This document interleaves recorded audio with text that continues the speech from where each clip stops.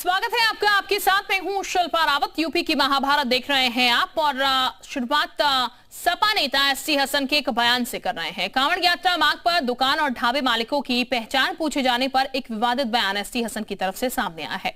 उन्होंने कहा है कि धर्म बताने का फैसला आतंकवाद जैसा है। एसटी हसन यही नहीं रुके।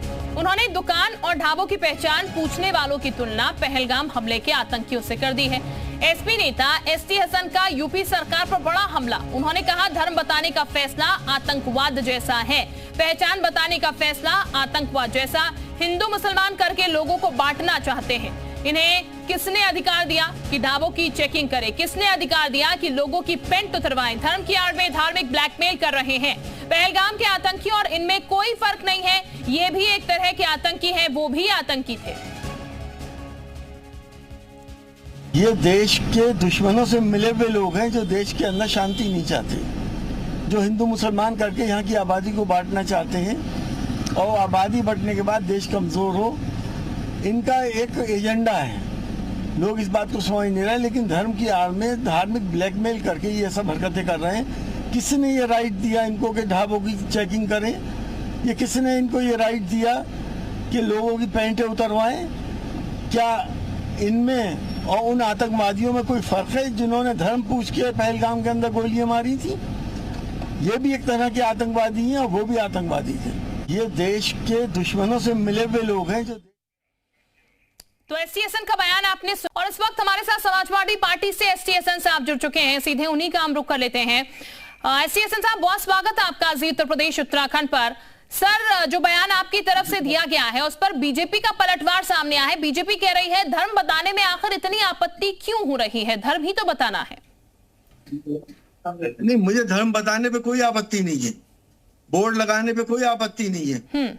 इस्लाम कभी भी धोखे को मना करता है और ये गुनाह माना जाता है। अगर मैं मुसलमान हूँ, अपनी दुकान चला रहा हूँ, तो मुझे अपना नाम लिखना चाहिए। मुझे आपत्ति इस बात पे है कि सरकार के आदेशों का पालन करने के लिए क्या सिविलियन सड़कों पे उतरेंगे? सिविलियन उतर के आए और लोगों की पैंटें उतरवानी शुरू कर दी। वो ढाबों की तमाम इंस्पेक्शन, वो कौन होते हैं जो इंस्पेक्शन करें? ठीक नहीं सर, इसका संज्ञान तो प्रशासन ने लिया। प्रशासन कह रहा है अगर इस तरीके से कोई लोग कानून को तोड़ रहे हैं तो उन पर सख्त एक्शन लिया जाना चाहिए। बाकायदा उनको नोटिस भी जारी हुआ और उसके साथ दूसरी तरफ से जिनको नोटिस जारी हुआ उनका कहना है कि ये झूठे आरोप हम पर लगाए जा रहे हैं। प्रशासन इसका बिल्कुल फेवर नहीं करता। जो बात आप कह रहे हैं वो कहीं से भी जायज नहीं है इस तरीके से कि आप सिविलियंस उतरे और ऐसे हरकत करें लोगों के साथ। नहीं तो आपका मतलब ये कि सिविलियन उतरे और वो ये सब हरकत करना क्या जायज है?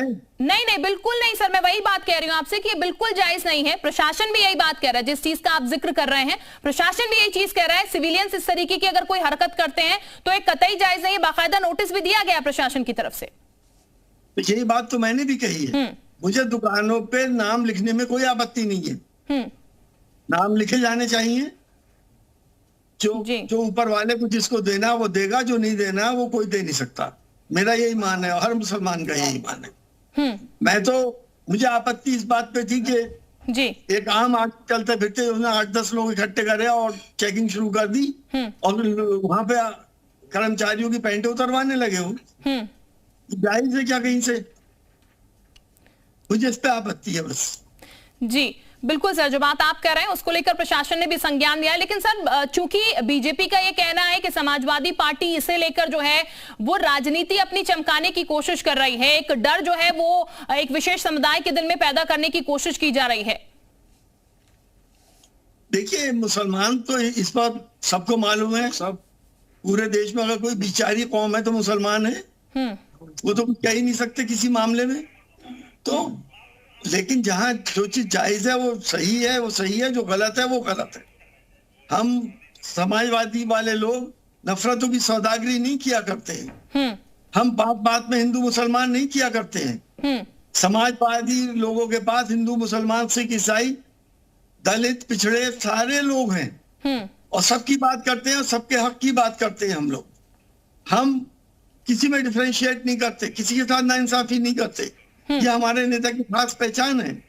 तो हमारा कंपैरिजन आप उन लोगों से मत करिए जिन्होंने किया तो कुछ नहीं, सिर्फ हिंदू मुसलमान कर करके धार्मिक ब्लैकमेल कर करके लोगों के वोट हासिल कर रहा है। बिल्कुल। एसटी हसन साहब, एक सवाल और है मेरा, क्योंकि आपकी तरफ से जो बात कही गई है कि पहलगांव में जो घटना हुई थी, जिस तरीके से लोगों को मारा गया था धर्म पूछकर, ये लोग भी सिमिलर वही हैं। ये कितना जायज है सर? क्योंकि इसको लेकर सवाल खड़े हो रहे हैं कि उन आतंकवादियों से इन लोगों की तुलना करना क्या जायज है?